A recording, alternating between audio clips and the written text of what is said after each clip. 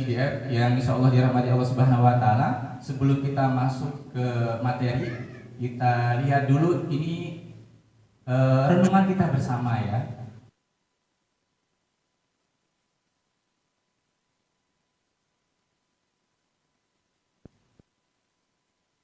Untuk satu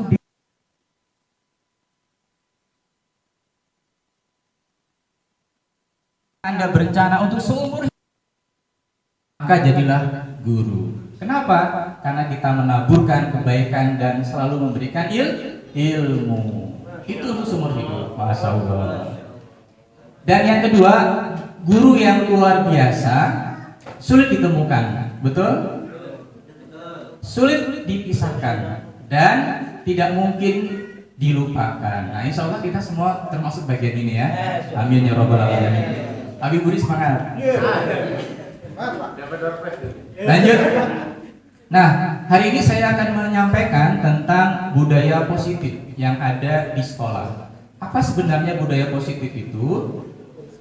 Perwujudan dari nilai atau keyakinan universal ya atau menyeluruh yang diterapkan di sekolah. Itu budaya positif, budaya baik lah ya. Kemudian budaya positif menuntut siswa untuk melakukan hal positif sehingga dapat membentuk karakter baik yang kelak akan bermanfaat untuk mereka. Karakter yang baik yang kelak akan bermanfaat untuk mereka. Ini budaya positif. Selanjutnya, oke lanjut. Sebelum ke karakter, perilaku, kita lihat dulu kebutuhan dasar manusia. Maka kalau kita dengar ya Abi Teo ini ciri khasnya ada. Ketawanya keras. Ternyata memang kebutuhan manusia. Ada anak yang agak aktif, itu kebutuhan manusia. Gitu ya. Enggak, itu positif Pak gitu ya.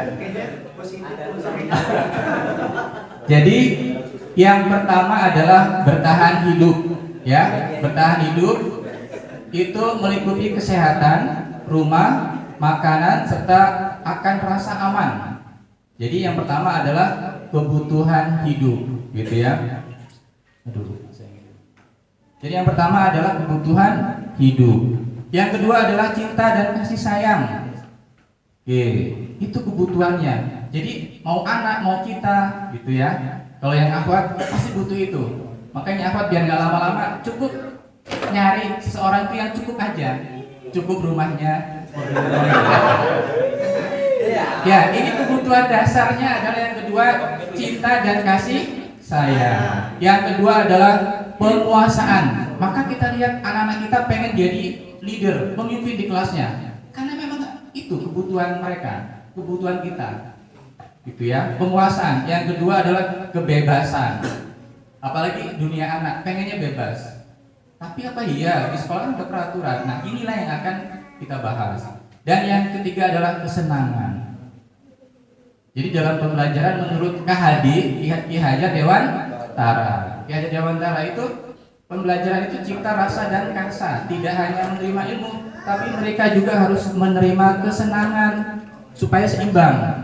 Kalau belajar aja kebutuhannya nggak terpenuhi, harus ada kesenangan, rileks, jangan begitu masuk, hoi, diam, gitu ya. Kebutuhan nanti kebutuhannya nggak tercukupi, tapi kebutuhan lebih. Bagaimana caranya? Nah kita bahas.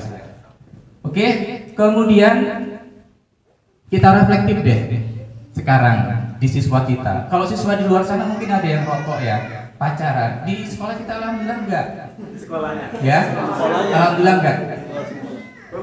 Ya, jadi di sekolah kita enggak. Maka perbedaan yang lain adalah yang terjadi apa? Kalau keluar, saya melihat itu baik alumni mau tidak ya, walaupun dalam satu kelas itu mungkin cuma satu lah ya. Itu jalan ke pasar nggak pakai celana panjang, celana apa kata Uminah kemarin? Boxer. Iya, pakai celana pendek lah ya.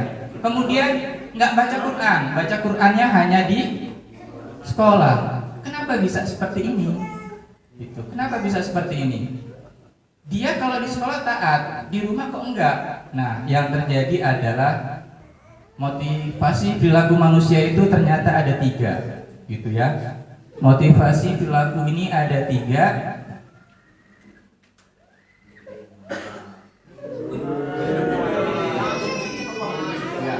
Dari tadi lupa berarti. Yang pertama adalah ini, untuk menghindari hukuman. Jadi dia itu baca Quran, kemudian dia diam di kelas, dia karena takut hukuman. Itu. Yang kedua, ingin mendapat imbalan atau penghargaan. Mungkin kalau kita poin ya, yang nomor 1 tadi. Ini dapat penghargaan dari orang lain. Oh, anaknya biar terlihat santun. Nah, ternyata 2 ini adalah 3 dulu ya, baru nanti kedua. Yang ketiga, untuk menjadi orang yang mereka inginkan dan menghargai diri sendiri dengan nilai-nilai yang mereka percaya. Nah, maka yang ideal itu nanti nomor 3. Nomor 2 ini namanya faktor eksternal, ya, baru dari luar mereka. Jadi kalau anak-anak itu di rumah nggak tahajud misalnya, atau nggak beribadah, nggak baca Quran, karena mereka masih faktor eksternal, takut sama gurunya, takut sama poin, gitu. Nah, ini yang terjadi. Tugas kita adalah bagaimana anak itu bisa dari dalam. Mau di sekolah, mau ada guru, mau ada orang tua, mau enggak, mereka buka HP ya sesuai dengan kebutuhan, bukan buka yang lain. Harapannya itu, kita sebagai guru harapannya itu.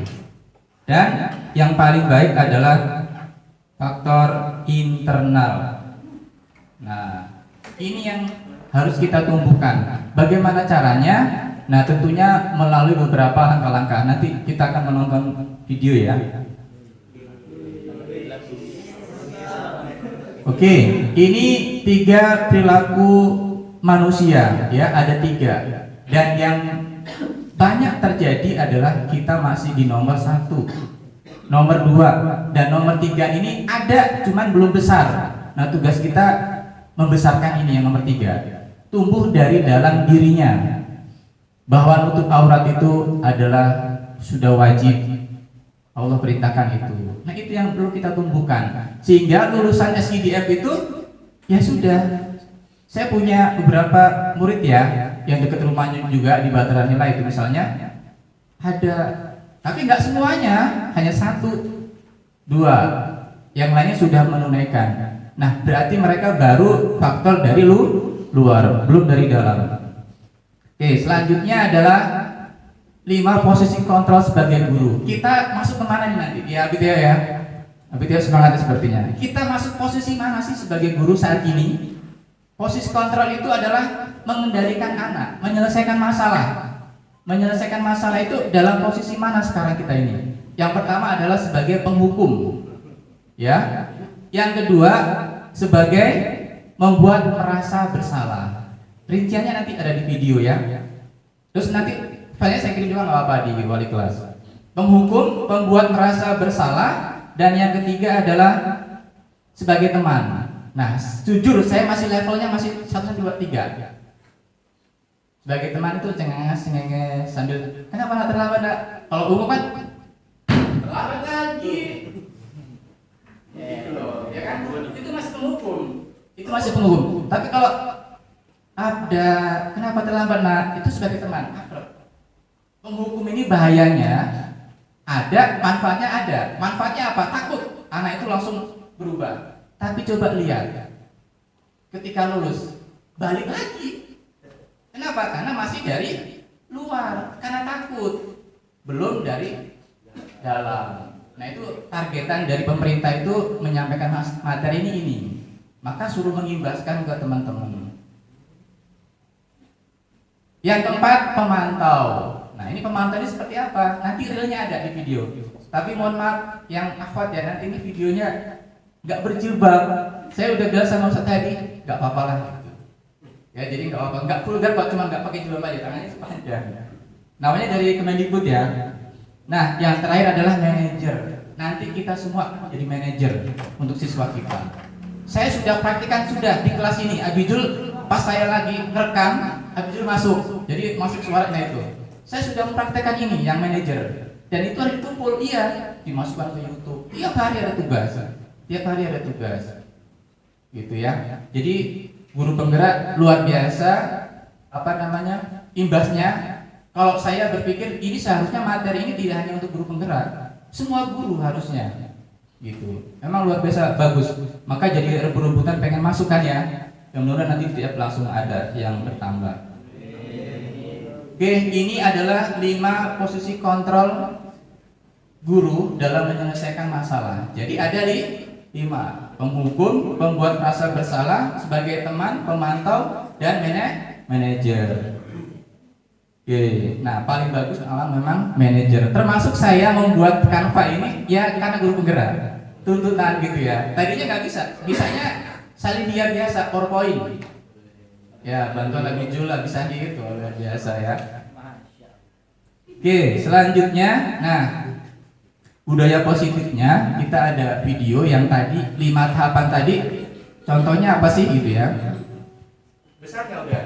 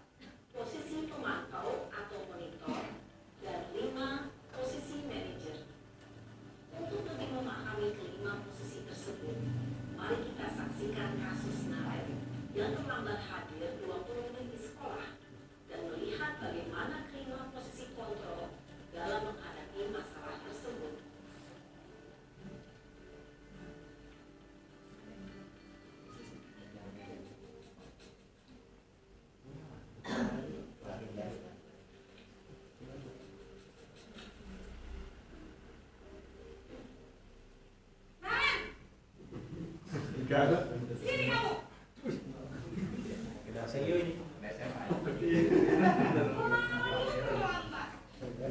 Kamu deh, pasti terlambat. Apa coba? Alasan kamu apa lagi? Kamu sih kamu tidak terlambat. Malas sekali ya kamu jadi anak. Dasar kelas. Ada apa kamu sih kamu?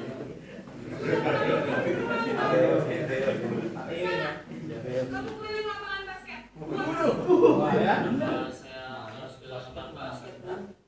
Kenapa? Kamu melawan ibu. Berani-beraninya jawab. Sudah terlambat, masih berani jawab pula. Sekarang keliling lapangan basket 5 kali sekalian. Biar kapok. Cepat. Pergi sana ke lapangan basket. Posisi penghukum biasanya berbicara dengan nada tinggi, menghardik, menunjuk-nunjuk, menyakiti, dan menyindir. Hukuman bisa berupa fisik maupun psikis. Ibu dan bapak guru hebat, dampak yang terjadi pada murid ketika guru berada pada posisi penghukum adalah murid cenderung akan memberontak, bahkan menyimpan dendam.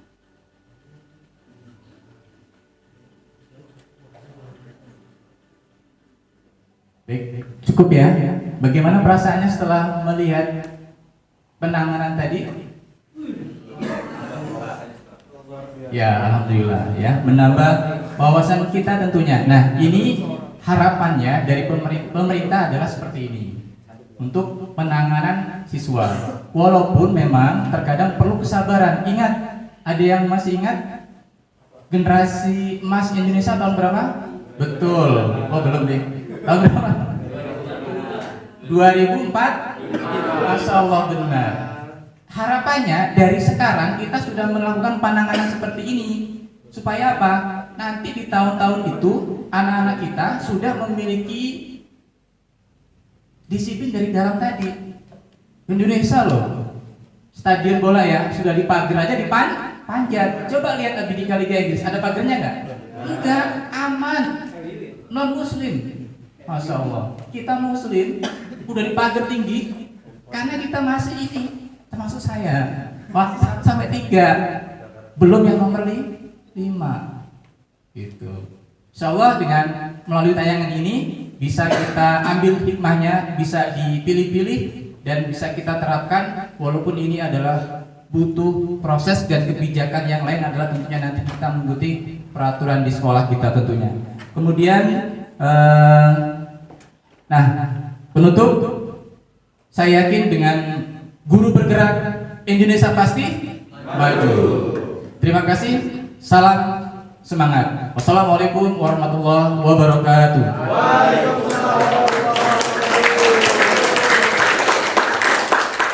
Oke. Kalau boleh saya menyimpulkan dari apa yang